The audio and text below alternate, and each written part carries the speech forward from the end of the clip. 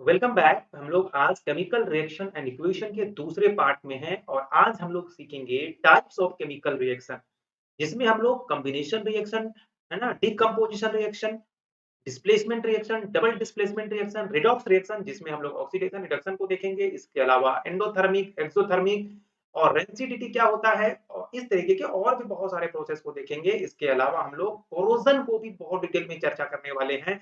तो फटाफट तैयार हो जाइए, आज हम लोग बहुत मजे से चैप्टर को पढ़ेंगे। ये चैप्टर हिंदी और इंग्लिश दोनों में है। बहुत सारे इंपॉर्टेंट एग्जाम से रिलेटेड फैक्ट्स भी मैंने रखे हैं, तो ये आपके बोर्ड के साथ साथ कॉम्पिटिटिव एग्जाम के लिए भी बहुत इंपॉर्टेंट है। चाहे आप ओलंपियाड की तैयारी कर रहे हो या फिर आप एक प्रकार से जेई या नीट की तैयारी कर रहे हो, तो उसके लिए फाउंडेशन क्लास आपके लिए होने वाला है। तो चलिए शुरू करते हैं, बिना देरी किए हुए फटाफट लेक्चर को अपने दोस्तों के साथ शेयर करना बिल्कुल मत भूलिएगा। तो पहले समझते हैं कि आज हम लोग पढ़ना क्या वाले हैं। तो जैसा आप जानते हैं कि केमिस्ट्री के अंदर जो केमिकल रिएक्शन होता है, ये क्या होता है, प्रोसेस होता है जिसमें रिएक्टेंट जो होते हैं किसी स्पेसिफिक कंडीशन में क्या करते हैं, रिएक्ट करते हैं और एक नया प्रोडक्ट बनाते हैं, राइट। और वो जो प्रोडक्ट बनाने का जो तरीका होता है उसी को कैटेगराइज करके हम लोग टाइप्स ऑफ रिएक्शन में लाते हैं। जैसे एग्जांपल के लिए हमने जो प्रोडक्ट लिया है वो कितने प्रोडक्ट लिए और कितने रिजल्ट आए, है ना। और जब प्रोडक्ट लिए थे तो उनका केमिकल कॉम्बिनेशन कैसा था और आफ्टर रिएक्शन उनका केमिकल कॉम्बिनेशन कैसा है, इसके बेसिस पे हम लोग क्या करते हैं, टाइप्स ऑफ रिएक्शन को क्या करते हैं, अलग अलग भाग में बांटते हैं।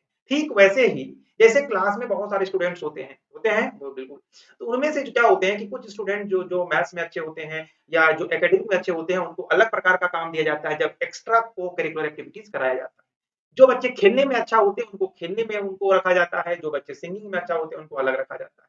बट सारे के सारे तो स्टूडेंट हैं, तो उसी प्रकार से सारे के सारे रिएक्शन जो होते हैं उनके स्पेशल प्रॉपर्टीज के बेसिस पे उनको क्या करते हैं, हम लोग अलग अलग पार्ट में बांट के देखते हैं, ताकि हम जब स्टडी करें उसके बारे में तो कोई प्रकार का प्रॉब्लम बिल्कुल ना हो। समझ आ रहा है आप लोगों को जी। तो सबसे पहला मैं स्टार्ट करता हूं एक्सोथर्मिक रिएक्शन से, यानी उष्माक्षेपी अभिक्रियाएं क्या होती है।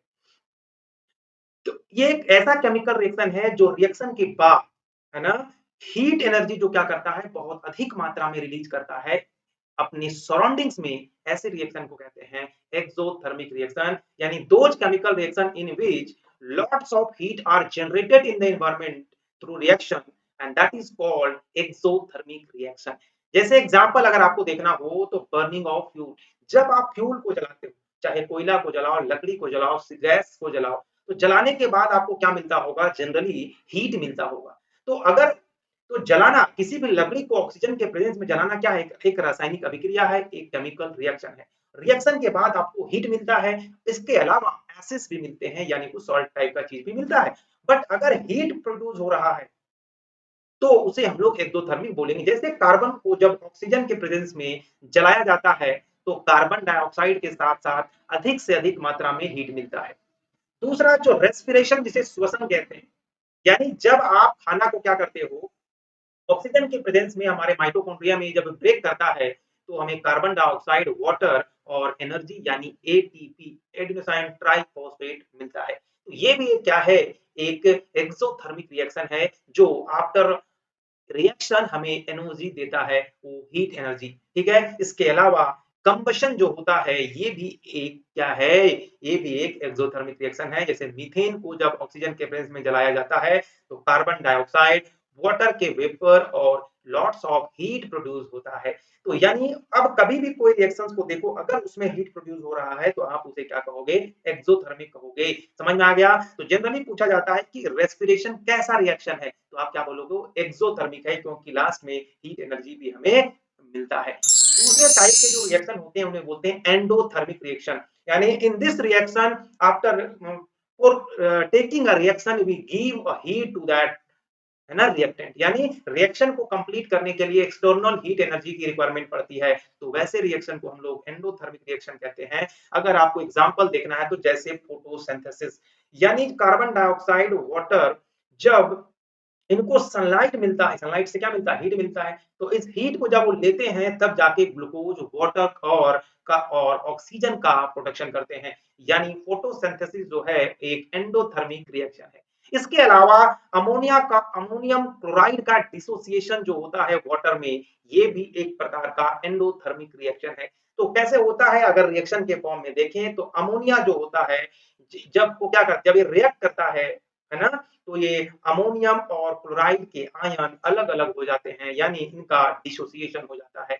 इसके अलावा कैल्शियम कार्बोनेट जो होता है, उसका भी जो डिकम्पोजिशन होता है, एक प्रकार का एंडोथर्मिक रिएक्शन होता है। यानी जब भी कैल्शियम कार्बोनेट को आप हीट दोगे, है ना? जब कैल्शियम कार्बोनेट को आप हीट दोगे, तो ये calcium oxide plus carbon dioxide का प्रोडक्शन करते हैं। ये कैल्शियम ऑक्साइड यानी CaO वही है जिसे हम लोग क्विक लाइम के नाम से भी जानते हैं। तो हम लोग केमिकल सब्सटेंस के बारे में पढ़ेंगे अगले चैप्टर में।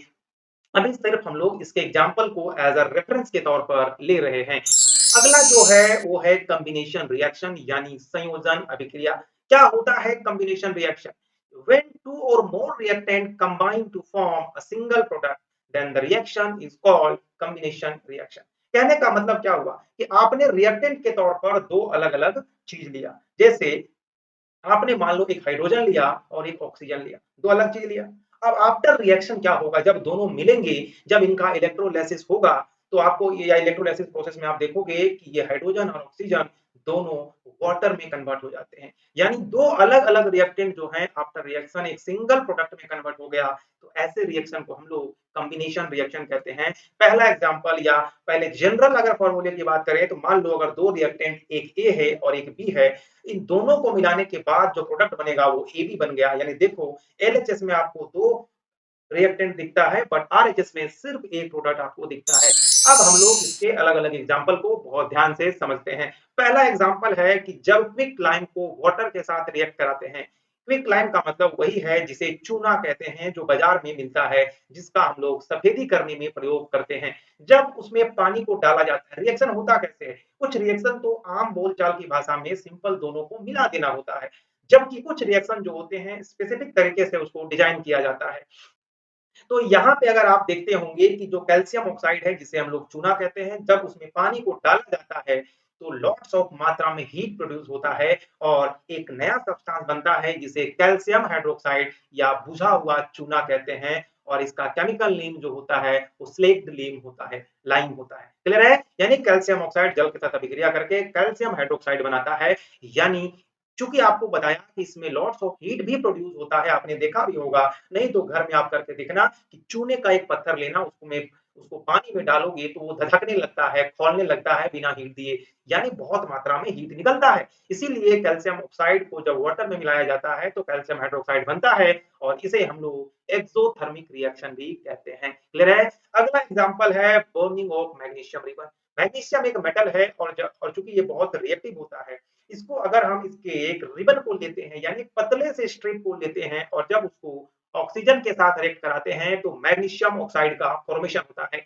और ये जो मैग्नीशियम ऑक्साइड होता है, अब ध्यान से देखो, एलएचएस में मैग्नीशियम और ऑक्सीजन दो अलग-अलग एलिमेंट हैं, लेकिन आफ्टर रिएक्शन सिर्फ एक कंपाउंड बनता है जिसे कहते हैं मैग्नीशियम ऑक्साइड।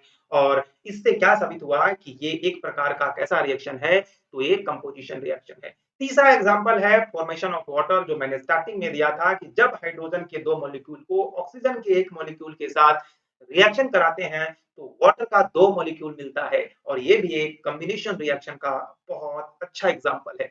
तो यानी जब भी आपको कॉम्बिनेशन रिएक्शन को समझना हो तो आपको बस एक काम करना है और वो ये है कि आपको देखना है कि रिएक्टेंट साइड में एक से ज्यादा प्रोडक्ट है और बाद में एक प्रोडक्ट में यानी उससे कम प्रोडक्ट बनता है तो उसे हम लोग कॉम्बिनेशन रिएक्शन यानी जो ज्यादा सब्सटेंस होते हैं वो कंबाइन होकर एक क्लास में बन जाते हैं। क्लियर है बात? अब अगला आता है फोर्थ एग्जांपल जिसे कहते हैं अमोनियम क्लोराइड का फॉर्मेशन।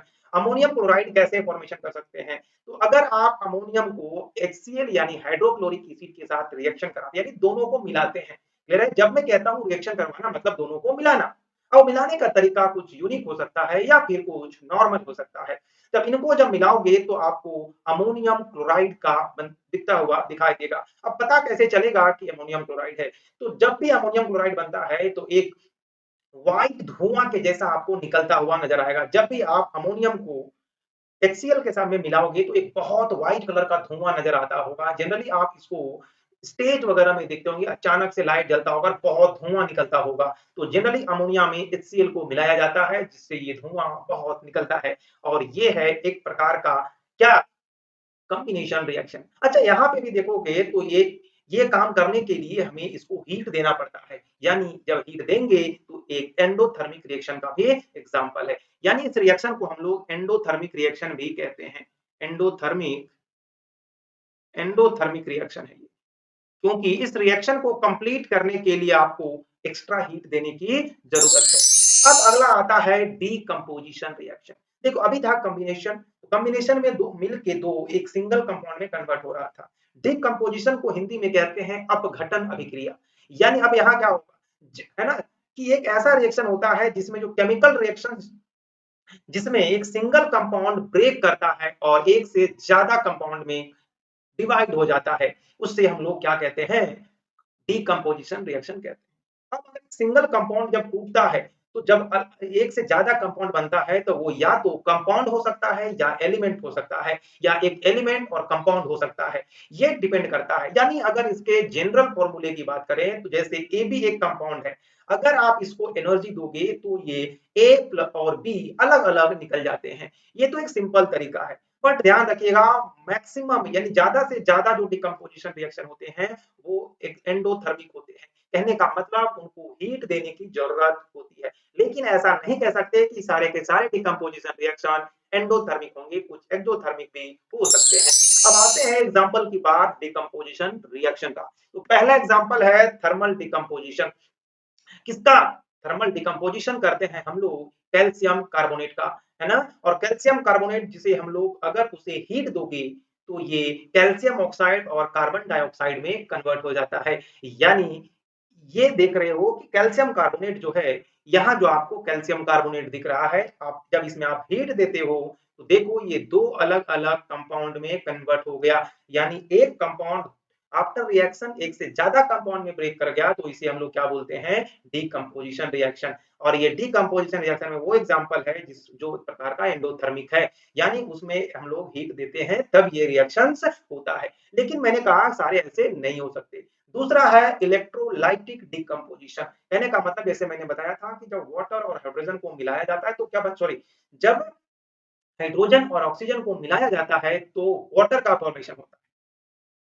अब हम लोग क्या करते हैं कि वाटर को से क्या हम लोग हाइड्रोजन और ऑक्सीजन को अलग-अलग कर सकते हैं? तो जी बिल्कुल ऐसा कर सकते हैं। और ऐसे रिएक्शन करने के लिए आपको एक इलेक्ट्रोलाइटिक डिकम्पोजिशन करना पड़ेगा। यानी एक प्रकार से आपको एक पूरा का पूरा प्रोसेस फॉलो करना होगा। आपको एक स्पेशल चाहिए, आपको सारा एपैरेटस चाहिए तभी ये काम हो पाता है। आसानी से आप इसे नहीं कर सकते। आखिर इसमें होता क्या है कि जब वाटर को हम लोग, है ना, एक इलेक्ट्रोलाइटिक सेल में डालते हैं और वहां से इलेक्ट्रोलाइसिस कराते हैं, उसमें इलेक्ट्रिसिटी देते हैं, तो वाटर जो होते हैं वो ब्रेक करके हाइड्रोजन और ऑक्सीजन अलग-अलग हो जाता है। और जैसा आपको यहाँ पे दिखता होगा, और इस प्रोसेस को कहते हैं इलेक्ट्रोलाइसिस ऑफ वाटर। अगर कभी पूछे कि क्या होता है इलेक्ट्रोलाइसिस ऑफ वाटर, तो आप क्या बोलोगे कि जब वाटर को हम लोग एक इलेक्ट्रिक चैम्बर में डाल के इलेक्ट्रोलाइसिस कराते हैं तो वाटर जो है हाइड्रोजन और ऑक्सीजन अलग अलग हो जाता है और हमें दोनों अलग से मिल जाते हैं। तो इस प्रोसेस को हम लोग क्या कहते हैं, इलेक्ट्रोलाइसिस ऑफ वाटर कहा जाता है। इसके अलावा तीसरा एग्जांपल है फोटो कंपोजिशन या फोटोलाइटिक डिकम्पोजिशन के नाम से भी जानते हैं। यानी decomposition caused by light energy, यानी लाइट एनर्जी जब में यानी जो सन का लाइट है उससे डिकम्पोजिशन हो रहा है, यानी उससे सब्सटेंस ब्रेक हो रहे हैं। जैसे सिल्वर क्लोराइड, है ना, सिल्वर क्लोराइड जो है जब उसमें सनलाइट उसको मिलता है तो सिल्वर और क्लोराइड अलग हो जाते हैं। इसलिए आपने सुना होगा कि आपका जो चांदी होता है ना, उसके ऊपर काला काला दाग धब्बा लग जाता है, तो अगर आप उसे सनलाइट में रखोगे तो कुछ हद तक उसका कालापन दूर हो सकता है। बट ये तब ऐसा होता है जब उसमें सिल्वर क्लोराइड जो है होगा, क्योंकि क्लोराइड के अलावा उसमें और भी इम्प्यूरिटीज हैं जिसकी वजह से चांदी काला हो सकता है। लेकिन अगर वो क्लोराइड की वजह से अपने कलर को ढका हुआ है तो धूप में रखने से क्लोराइड जो है अलग हो जाता है और सिल्वर अलग हो जाता है। ये आपको बहुत इंपॉर्टेंट बात मैं बता रहा हूँ। जनरली हम लोग सिल्वर क्लोराइड को फोटोग्राफी में भी यूज करते हैं, कैमरा वगैरह जो देखा होगा उसके लिए में हम लोग इसको यूज करते हैं। तो बहुत इंपॉर्टेंट एक ऐसा रिएक्शन है जिसे कहते हैं सिल्वर क्लोराइड, इसका हम लोग फोटोग्राफी में प्रयोग करते हैं। अब अगला रिएक्शन और बहुत इंपॉर्टेंट रिएक्शन है जिसे कहते हैं डिस्प्लेसमेंट रिएक्शन यानी विस्थापन अभिक्रिया। एक ऐसा रिएक्शन होता है जिसमें जो मोर रिएक्टिव एलिमेंट होते हैं वो लेस रिएक्टिव एलिमेंट को क्या करते हैं, डिस्प्लेस कर देते हैं, है ना। यानी ऐसी अभिक्रिया जिसमें कोई अधिक अभिक्रियाशील यानी मोर रिएक्टिव धातु या धातु किसी यौगिक से कम अभिक्रियाशील धातु यानी लेस रिएक्टिव एलिमेंट को विस्थापित कर देता है यानी डिस्प्लेस कर देता है, तो उसे हम लोग कहते हैं डिस्प्लेसमेंट रिएक्शन।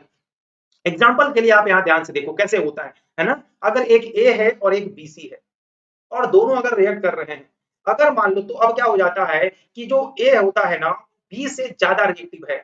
अगर मैंने क्या कहा कि ए जो है वो ज्यादा रिएक्टिव है बी से, तो क्या करता है कि बी जब ये दोनों मिलाओगे तो ये जो है सी एक की तरह चलाता है और बी को अकेला छोड़ देता है। ठीक है। तो ये चीज आपको ध्यान रखना बहुत जरूरी है।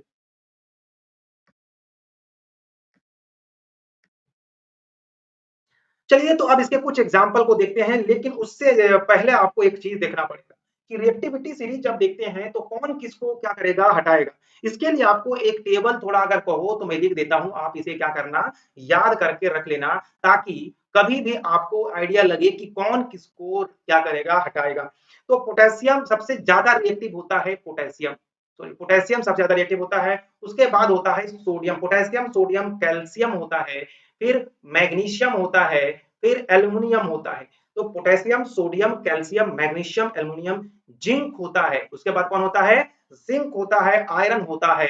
उसके बाद लेड होता है, लेड का मतलब पीबी ना, प्लम्बम होता है लेड का। फिर हाइड्रोजन होता है, ध्यान रखिएगा हाइड्रोजन भी आता है। उसके बाद कॉपर आता है, कॉपर के बाद सिल्वर आता है, और सिल्वर के बाद फिर आता है गोल्ड, सिल्वर के बाद आता है गोल्ड। तो ये है एक्टिविटी सीरीज, और ये मोस्ट रिएक्टिव,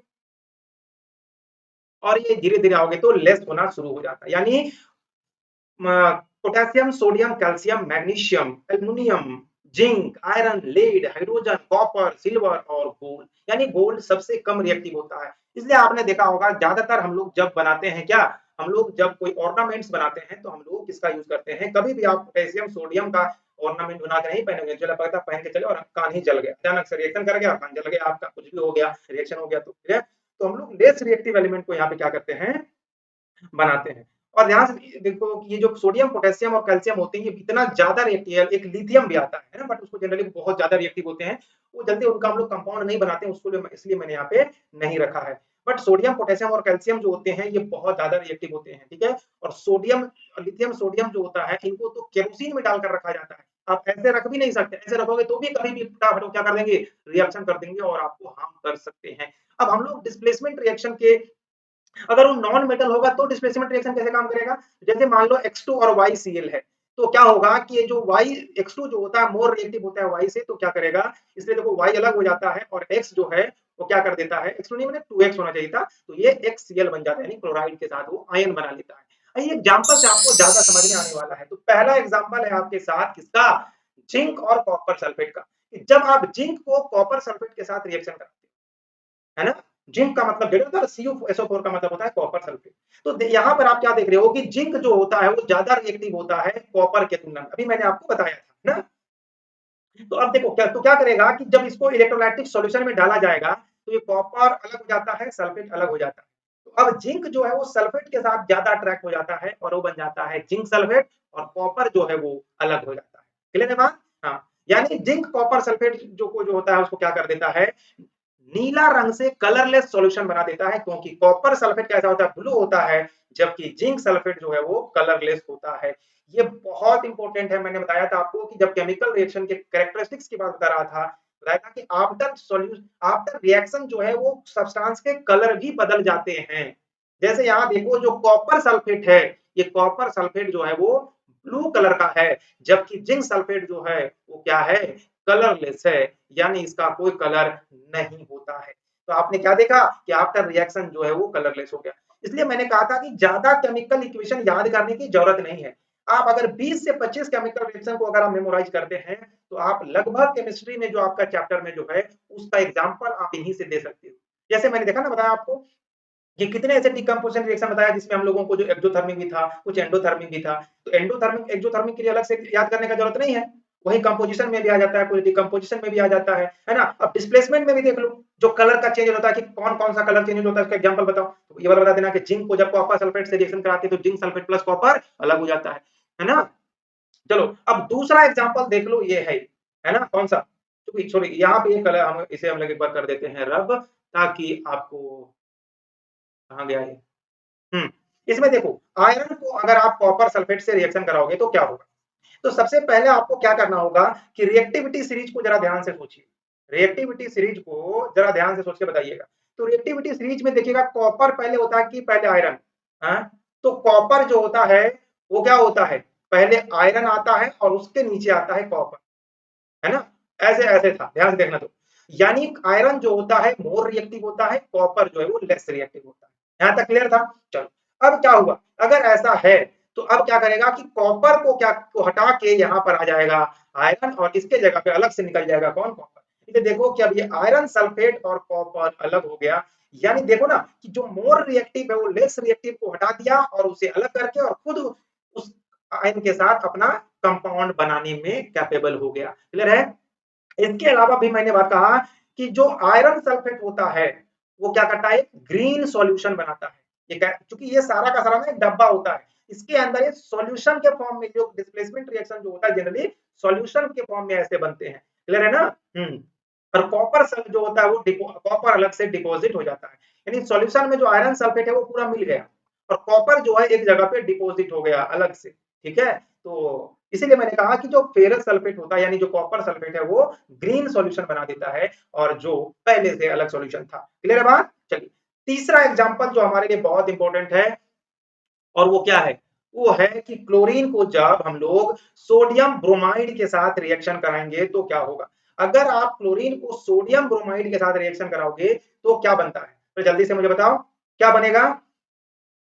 जल्दी से बताइए मुझे क्या बनता है कि जब chlorine is reacted with sodium bromide, तो देखो सोडियम जो होता है उस वो होता है ज्यादा रिएक्टिव या क्लोरीन होता है ज्यादा रिएक्टिव। तो आपको यहां से अगर ध्यान से देखोगे तो क्या होगा कि क्लोराइड और ब्रोमाइड दो चीज जरा ध्यान से देखिएगा। तो हमने क्या बताया था कि अगर ये नॉन मेटल है, देखो क्लोराइड नॉन मेटल है, तो जब ये नॉन मेटल होता है तो क्या करता है, जो मेटल वाले को क्या करता है अपनी ओर अट्रैक्ट कर लेता है। ठीक है। इसलिए देखोगे कि सोडियम क्लोराइड बन गया और ब्रोमीन जो था यानी जो ब्रोमाइड का आयन था वो एक और ब्रोमीन के साथ मिलकर ब्रोमीन बना लिया। इसलिए देखोगे कि आफ्टर रिएक्शन अब बोलोगे ना कि सर सोडियम क्लोराइड जो है ये इसे हम लोग क्या बोलते हैं जनरली, सॉल्ट भी कहते हैं। जो घर में हम लोग नमक खाते हैं उसका केमिकल फॉर्मूला होता है सोडियम क्लोराइड, यानी इसे कॉमन सॉल्ट के नाम से भी जाना। अगला जो बहुत इंपॉर्टेंट होने वाला है वो है डबल डिस्प्लेसमेंट रिएक्शन यानी द्विविस्थापन अभिक्रिया। यानी एक ऐसा केमिकल रिएक्शन जिसमें दो कंपाउंड जो है अपने आयन को एक्सचेंज कर देते हैं। आयन का मतलब क्या होता है कि जब कोई एलिमेंट अब एक इलेक्ट्रॉन को डोनेट कर देता है या कोई कंपाउंड जब कलेक्टिवली इलेक्ट्रॉन को डोनेट कर देता है तो उनके पास एक चार्ज आ जाता है। जैसे बताया ना सोडियम एक इलेक्ट्रॉन को जब डोनेट कर देगा तो, है ना, जब एक इलेक्ट्रॉन डोनेट कर देगा तो क्या बन जाता है, सोडियम का आयन बन जाता है ना। हाँ समझ में आया कि नहीं आया जी, बिल्कुल। तो ये बात ध्यान में आप रख सकते हो। ठीक है कि अगर सोडियम कैसे बना हुआ है, जब वो एक इलेक्ट्रॉन को क्या करता है, डोनेट करता है। उसी प्रकार से क्लोरीन जब एक इलेक्ट्रॉन को डोनेट करता है ना, क्लोरीन जो है एक इलेक्ट्रॉन को डोनेट करता है तो वो क्या बन जाता है, क्लोराइड आयन बन जाता है। क्या बनता है, सॉरी यहाँ माइनस कर दो, है ना, तो क्लोराइड आयन बन जाता है। तो आयन उसी को कहते हैं। तो डबल डिस्प्लेसमेंट रिएक्शन में क्या होते हैं कि जो होते हैं ना कंपाउंड फॉर्म में होते हैं, जैसे AB और CD दो कंपाउंड। अब जब जब यानी क्या होता है, ये डब्बे में ऐसे डाला जाता है इनमें, इसमें आप AB वाले मिक्सर को भी डालो और इसको वाले को भी डालो, यहाँ पर होता है सॉल्यूशन। जैसे ही इसमें डालोगे तो इसमें क्या होगा, दोनों अलग अलग ब्रेक हो जाएंगे क्योंकि उसके अंदर वैसा सॉल्यूशन डाला होता है और वो एक अलग अलग जो आयन में कन्वर्ट हो जाएंगे। अब इसमें क्या होता है कि जो ये वाला का आयन होता है इसके साथ मिल जाता है और इसका वाला आयन इसके साथ मिल जाता है। ठीक है, बट इसके लिए एक स्पेसिफिक कंडीशन होना चाहिए।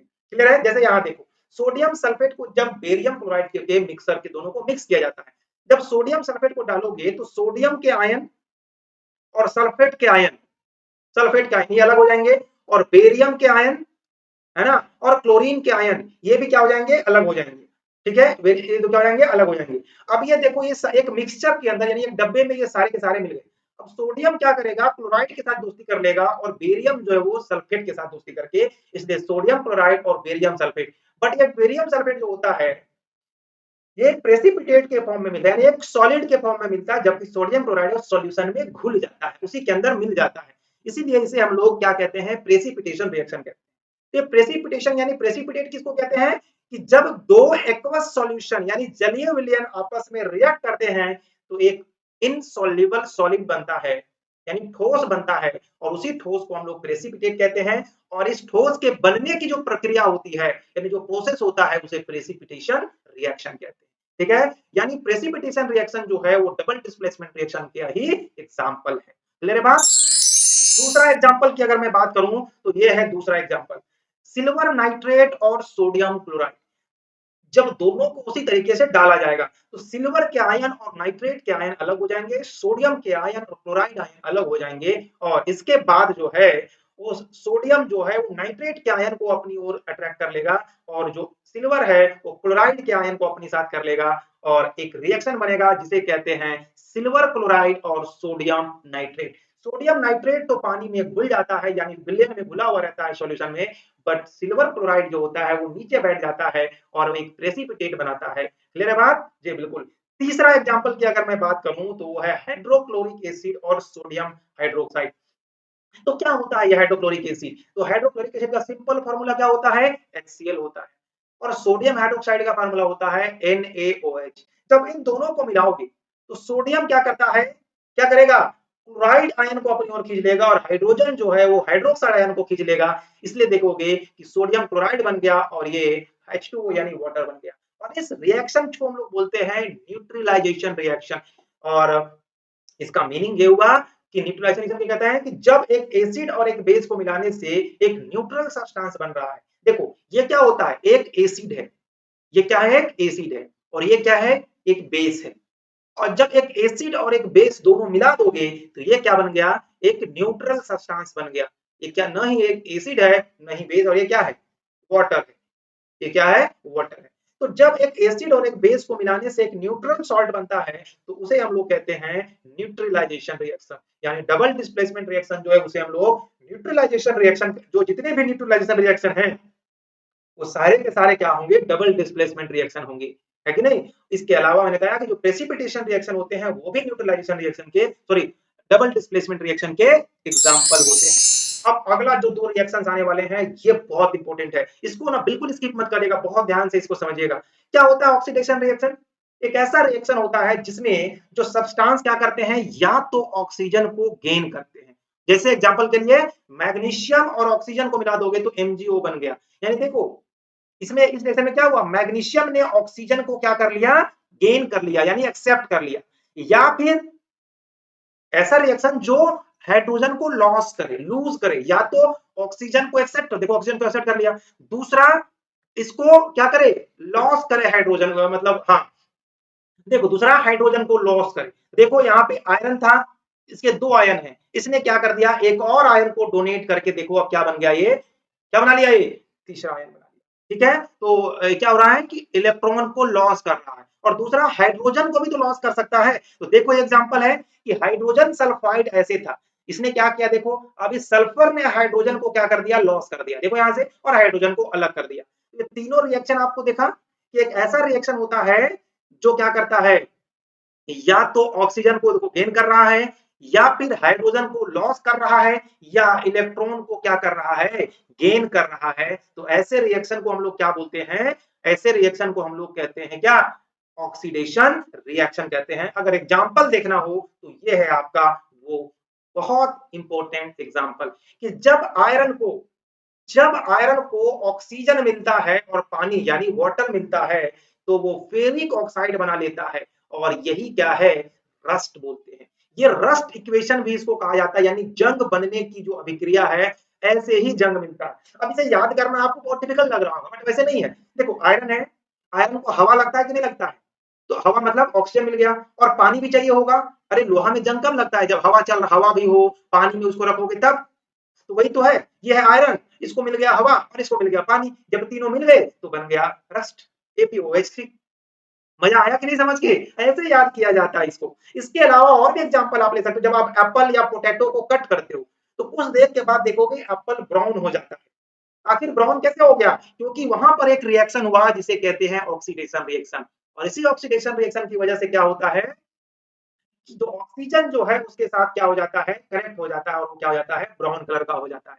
इसके अलावा आपने फूड को देखा होगा, स्पॉइल होने लगता है, फूड सड़ने लगता है, इसके पीछे भी एक रीजन होता है किसका, ऑक्सीडेशन रिएक्शन का। समझ में आया कि नहीं आया? बिल्कुल। अब अगला आते हैं हम लोग, रिडक्शन रिएक्शन क्या होता है, यानी अपचयन अभिक्रिया क्या है। यानी एक रिडक्शन रिएक्शन एक केमिकल रिएक्शन होता है जिसमें ऑक्सीजन का लॉस होता है। देखो ऑक्सीडेशन में ऑक्सीजन आ रहा था, हाइड्रोजन जा रहा था, देखो यहाँ पर हाइड्रोजन गेन होगा, यानी जो भी ऑक्सीडेशन में मैंने बताया उसका जस्ट अपोजिट है रिडक्शन। और वहां पे इलेक्ट्रॉन का लॉस हो रहा था, यहाँ पे इलेक्ट्रॉन का क्या हो रहा है, गेन हो रहा है। एग्जाम्पल देख लो यहाँ पे, रिमूवल ऑफ ऑक्सीजन, ऑक्सीजन हटता है कैसे, देखो जैसे कॉपर ऑक्साइड को अगर हाइड्रोजन के साथ जब रिएक्ट किया तो कॉपर और हाइड्रोजन अलग अलग हो गया। वैसे इस रिएक्शन को हम लोग क्या बोलते हैं, डिस्प्लेसमेंट रिएक्शन। अभी देखो मैंने क्या बताया, देखो यहाँ पे कॉपर क्या कर दिया, डिस्प्लेस कर दिया ऑक्सीजन को, और देखो हाइड्रोजन क्या कर दिया, उसके साथ मिला के वाटर बना लिया ना, तो ये डिस्प्लेसमेंट रिएक्शन बन गया।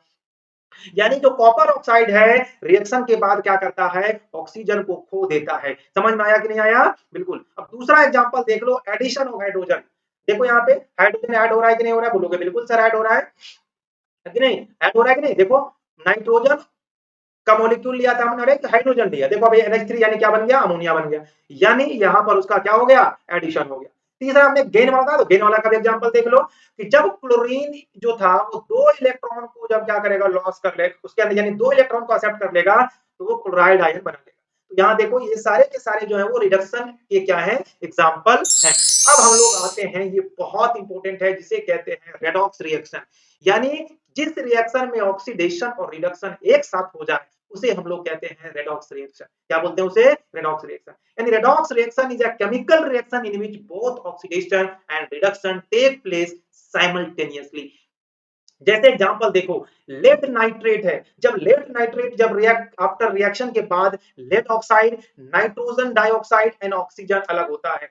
यहाँ पे आप ध्यान से देखो तो ये लेड क्या कर रहा है, लेड नाइट्रेट में देखो यहाँ पे आपको तब समझ में आएगा कि वो किसका एग्जांपल है, रेडॉक्स रिएक्शन का। दूसरा एग्जांपल देख लो, हाइड्रोजन और क्लोरीन HCl बना दिया, तो देखो लॉस ऑफ हाइड्रोजन हुआ कि नहीं। देखो यहाँ पे क्लोरीन क्या कर रहा है, हाइड्रोजन को आ रहा है, तो यहाँ पर देख लो है कि नहीं, यहाँ पर देखो क्लोराइड आयन आ रहे हैं उसके साथ, तो जहां पे दोनों रिएक्शन आपको एक साथ देखने को मिलेगा, जैसे zinc plus copper sulphate, zinc sulphate plus copper. देखो जिंक जो है अब ऑक्सीजन को क्या कर लिया, एक्सेप्ट कर लिया, और कॉपर जो है देखो ऑक्सीजन को क्या कर दिया, ऑक्सीजन को रिलीज कर दिया। तो अगर जब जिंक कॉपर को जब एक्सेप्ट किया तो ऑक्सीडेशन हुआ, सॉरी सल्फेट को ऑक्सीजन को लिया तो, और कॉपर जब क्या किया, ऑक्सीजन को रिमूव किया तो क्या हो गया, रिडक्शन हो गया। तो ये एक बहुत बढ़िया एग्जांपल किसका है, रेडॉक्स रिएक्शन का। ठीक है बात। अब आते हैं हम लोग ऑक्सीडेशन रिडक्शन से रिलेटेड एक टॉपिक है जिसे बोलते हैं कोरोजन। और कोरोजन को हिंदी में कहते हैं जंग लगना। लेकिन जब मैं कहता हूं जंग लगना तो लोगों को बस लगता है अच्छा जंग लगने का सिर्फ यही मतलब होता है, लोहा में जंग लगना। बट जंग लगने का मतलब सिर्फ लोहे में जंग लगना नहीं होता, ठीक है, किसी भी सब्सटेंस में किसी भी मेटल में जंग लगना होता है। लोहे में जंग लगना जंग लगने का एक एग्जांपल है। यानी corrosion is the process in which metal gradually eaten up by action of air, moisture और chemicals present in the environment, present in the environment, यहाँ पे टी मिस है, ठीक है। हाँ, यानी संक्षारण वह प्रक्रिया है जिसमें धातु धीरे धीरे वायु, नमी या वातावरण में उपस्थित रसायनों की क्रिया से खराब होकर नष्ट हो जाते हैं। जैसे एग्जांपल है हमारा रस्टिंग ऑफ आयरन, लोहे में जंग लगना एक कोरोजन का एग्जांपल है। यानी when iron react with moisture and है ना and oxygen present in there it form a brown flaky substance जिसको हम लोग रस्ट कहते हैं, और ये है रस्ट का फॉर्मूला Fe2O3 XH2O। ठीक है, बहुत अच्छा एग्जांपल था ये। अब हम लोग जंग से अपना कोरोजन यानी कैसे प्रिवेंशन करेंगे, बचाव कैसे करेंगे कोरोजन से। तो सबसे पहला तरीका होता है जंग से, जंग लगने से बचने के लिए पेंटिंग कर देना। यानी कोई सब्सटेंस है, कोई सामान है जिसमें जंग लगता है उसमें क्या कर दो, पेंट कर दो। दूसरा होता है ग्रीजिंग कर देना, गाड़ी वगैरह में देखोगे कि चक्का वगैरह में ग्रीज करता है कि वो जंग न लगे। तीसरा होता है गैल्वेनाइजेशन। तो गैल्वेनाइजेशन क्या होता है कि कोई भी चाहे आयरन या स्टील की बनी हुई कोई चीज होती है तो उसके ऊपर जिंक की एक परत चढ़ा दी जाती है, उसे हम लोग कहते हैं गैल्वेनाइजेशन। एक होता है अलोइंग, है ना, अलोइंग का मतलब होता है कि जब दो या दो से अधिक धातु को मिला दिया जाता है तो एक नया धातु बनता है, यानी नया मेटल बनता है, और वो मेटल जो होता है जो उसके ओरिजिनल दोनों होते हैं उससे ज्यादा मजबूत होता है। जैसे एग्जांपल के लिए पीतल का नाम सुना होगा ना, ब्रास। ब्रास जो है कॉपर और जिंक से बनता है। ब्रास जो है, ब्रास जो है वो कॉपर और जिंक से बनता है। इसके अलावा आपने ब्रॉन्ज के बारे में सुना होगा, वही हाँ हाँ ब्रॉन्ज मेडल जो लोग जीतते हैं तो कॉपर और टिन से मिलकर बनता है, कॉपर और टिन से मिलकर बनता है। और एक होता है स्टेनलेस स्टील, स्टेनलेस स्टील जो होता है ये किससे बनता है, आयरन क्रोमियम और निकेल, आयरन क्रोमियम और निकेल, आयरन क्रोमियम और निकेल से ये तीनों बनते हैं। और स्टेनलेस स्टील जो इसमें इसमें हम लोग कार्बन भी मिलाते हैं कुछ, तो ये जो होता है इसे बोलते हैं कभी भी इसमें जंग नहीं लगता। तो ये सारे के सारे जो होते हैं ब्रॉन्ज ब्रास जो होता है, जो ब्रास होगा ना कॉपर और जिंक दोनों से मजबूत होता है और ये ज्यादा ड्यूरेबल होता है। उसी तरीके से ब्रॉन्ज भी कॉपर और टिन से क्या होता है ज्यादा मजबूत होता है।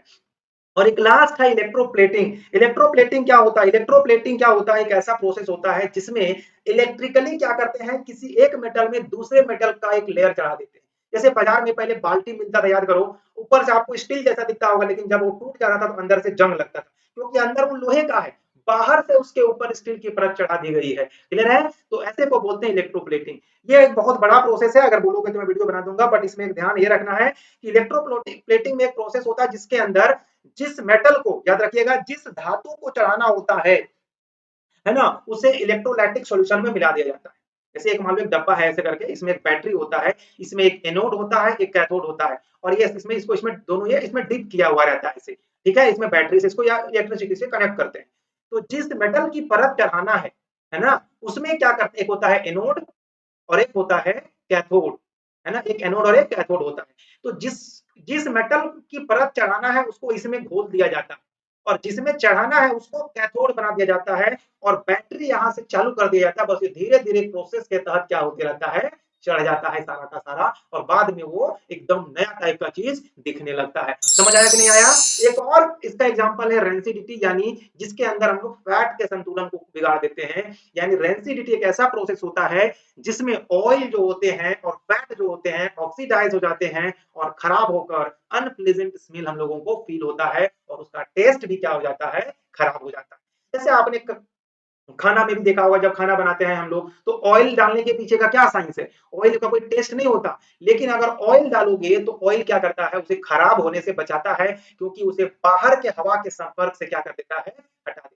ऑक्सीजन का संपर्क क्या नहीं हो पाता है, जिससे जल्दी खराब, जैसे अचार वगैरह में देखोगे कि बहुत ज्यादा तेल डाला जाता है ताकि वो खराब नहीं हो, लंबे समय तक बचा रहे। तो रेसिडिटी से बचाने के बहुत सारे तरीके होते हैं, आजकल तो बहुत सारे, है ना, एंटीऑक्सीडेंट आ चुके हैं जो क्या करते हैं, रेसिडिटी खराब होने से बचाते हैं। तो जनरली देखोगे कि जो बड़े बड़े होटलों में जो खाना होता है उसमें एंटीऑक्सीडेंट डाला जाता है ताकि खाना जल्दी खराब नहीं हो, क्योंकि खाना तो पहले से हाफ कुक करके रखते हैं। इसीलिए कहा जाता है कि BHA BHT ये एक एंटीऑक्सीडेंट है। इसके अलावा आप उसको आर्टिफिशियल या मतलब बहुत टाइट हवा से बंद या लाइट डब्बे में रखो जिसमें हवा नहीं मिले, बहुत रेफ्रिजरेटर में रखते हैं, है ना, नाइट्रोजन गैस उसमें डाल दिया जाता है। और इसके अलावा जैसे आप चिप्स कुरकुरे का डब्बा खरीदते होगे तो उसमें देखोगे डब्बा में वो हवा भरा रहता है, वो नाइट्रोजन होता है जिससे वो खराब नहीं हो। इसके अलावा उसे क्या करते हैं, लाइट और हीट से क्या करते हैं, है ना, दूर रखते हैं ताकि वो चीजें क्या हो जाए, बच जाए। तो आज ये चैप्टर हो गया खत्म, अगले क्लास में मैं इसका MCQ लेके आऊंगा, देखता हूँ आपने कितना तैयारी किया है। ठीक है, आप इसे पूरा रिवाइज करिए, पहले लेक्चर को भी देखिए, इसको भी देखिए और मजे में रखिए। अब ध्यान रखिएगा एग्जाम में आपका एक भी क्वेश्चन इससे बाहर नहीं आएगा, ये दावे के साथ मैं कह रहा हूँ। तो आप लोग मजे में पढ़िए, इस लेक्चर को शेयर करिएगा, और जो भी क्वेश्चन होगा कमेंट बॉक्स में डालिएगा। तब तक अपना ध्यान रखिए, अपने परिवार का ध्यान रखिए, अपने सोसाइटी का ध्यान रखिए। मिलता हूँ अगला लेक्चर में, तब तक के लिए थैंक यू सो मच।